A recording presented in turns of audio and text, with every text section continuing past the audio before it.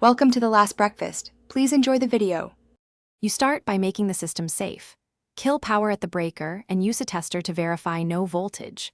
Once done, isolate the compressor by closing inlet and outlet valves and relieve all pressure to zero so you can work without stored energy. Make sure to wear gloves and eye protection. Gather the essential tools and the compressor service manual now.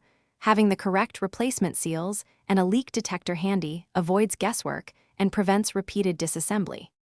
You proceed by running targeted diagnostics to find the root cause.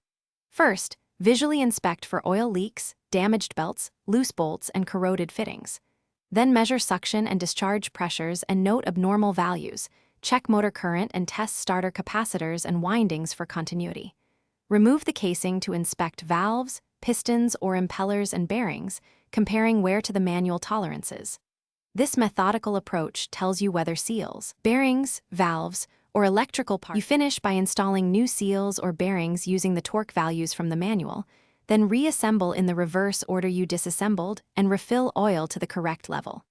Once assembled, perform a dry pressure test and then a leak check with a detector or soapy water. Make sure there are no bubbles.